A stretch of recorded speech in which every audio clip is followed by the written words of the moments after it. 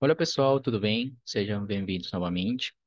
Neste vídeo eu vou apresentar para vocês como vocês podem fazer o cálculo do teste de normalidade de dados aqui na estatística. Vamos ver também como montar o gráfico para avaliar a normalidade e que fazer com nossos dados quando representam uma distribuição não normal. Lembrando um pouco sobre a teoria, os testes de normalidade são utilizados para determinar se um conjunto de dados de uma determinada variável pode ser representado por uma distribuição normal. Eles são muito utilizados em aplicações práticas em engenharia. Existem muitos modelos que dependem dessa normalidade dos dados, por exemplo, o teste T ou o teste ANOVA.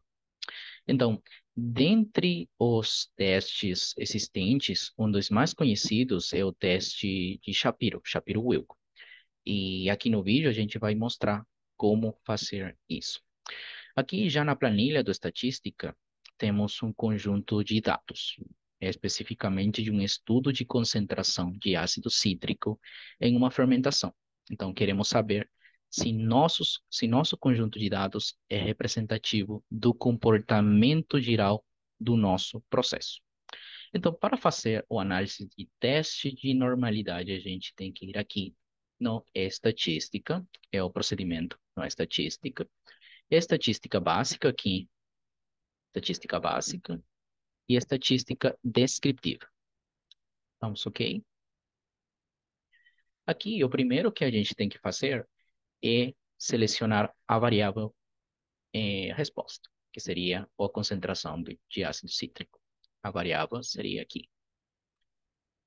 Essa daqui damos ok, beleza? Depois a gente tem que ir aqui em normalidade, beleza? Aqui é importante falar sobre o seguinte. Se a amostra dos seus grupos for menor do que 30, você vai rodar um teste de normalidade Shapiro-Wilk, que está aqui embaixo.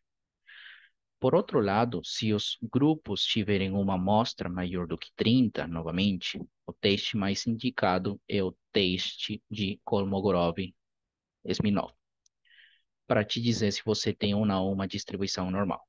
Então, como a gente tem umas 26 amostras, a gente vai rodar o teste de Shapiro. Mas a gente pode rodar os dois juntos também, beleza?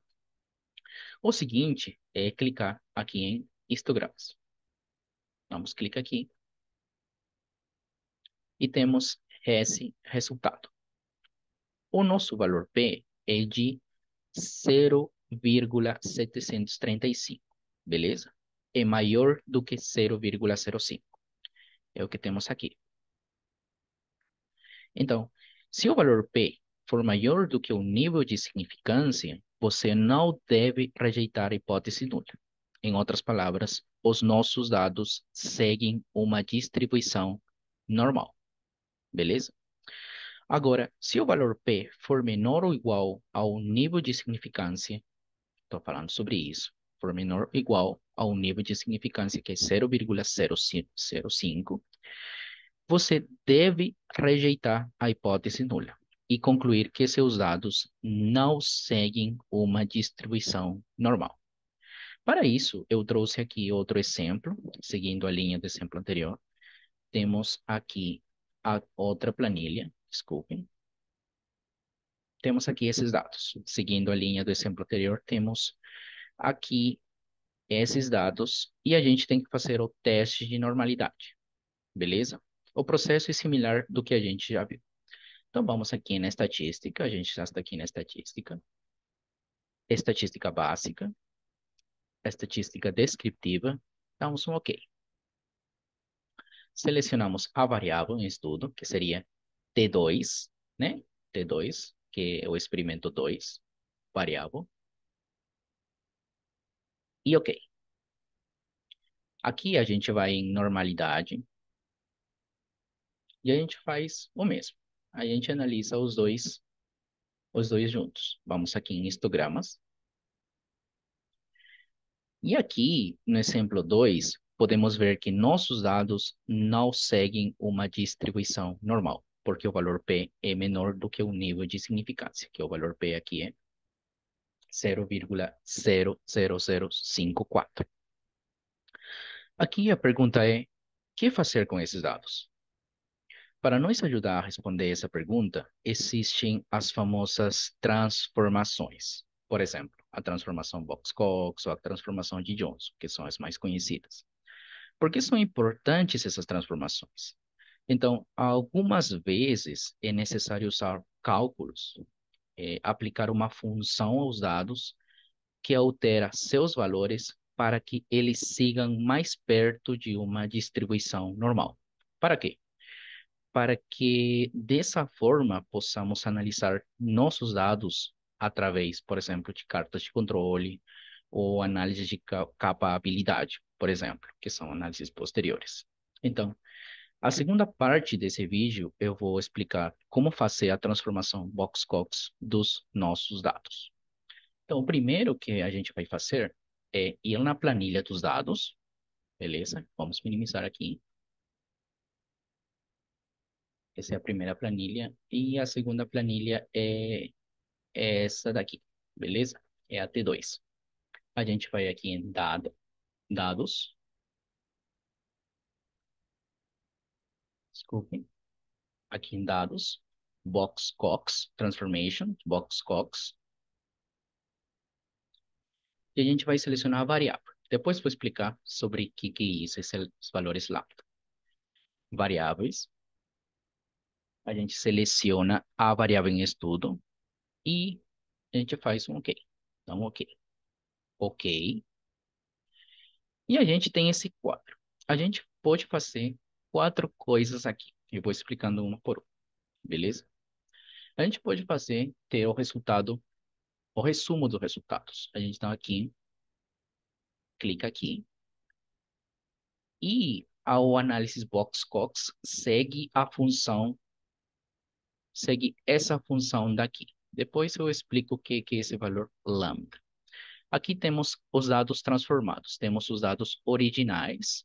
O programa ou estatística fez uma função, fez uma transformação dessas variáveis em essas variáveis dessa coluna daqui. Então, esses dados são os dados transformados.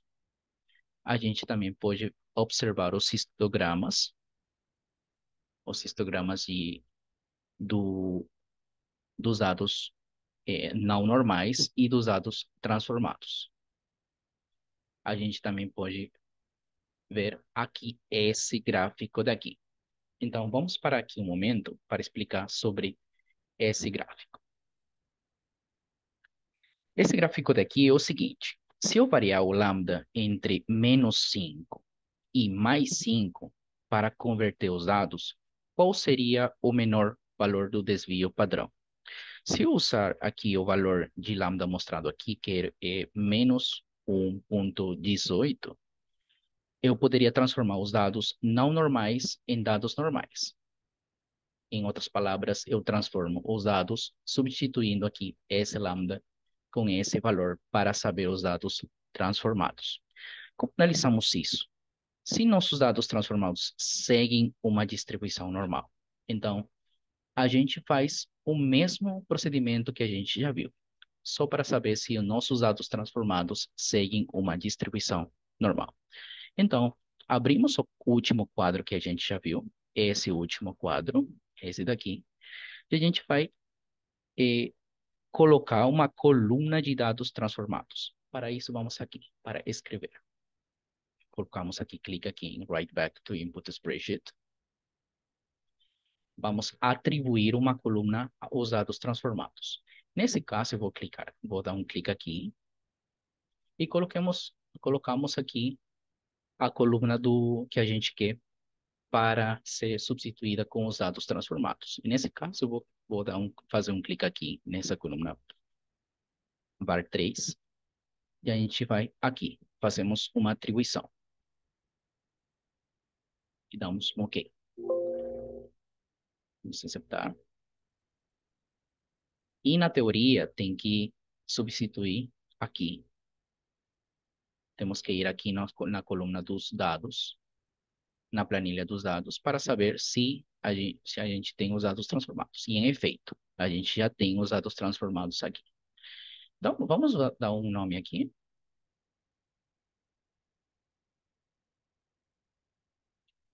Transformados.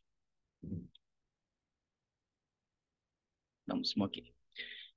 A gente que vai fazer? A gente vai fazer o teste de normalidade com os dados transformados. Então, vamos fazer o mesmo procedimento do que a gente já viu. Estatística, estatística básica, external, estatística descritiva, ok. A variável seria a variável transformada e ok. Normalidade, os testes de Shapiro e Kolmogorov, a gente pode fazer os dois juntos, e em histogramas. E a gente, em efeito, vê que o valor P é 0,13595. Em efeito, é maior do que meu nível de significância, que é 0,05, indicando que nossos dados transformados seguem uma distribuição normal.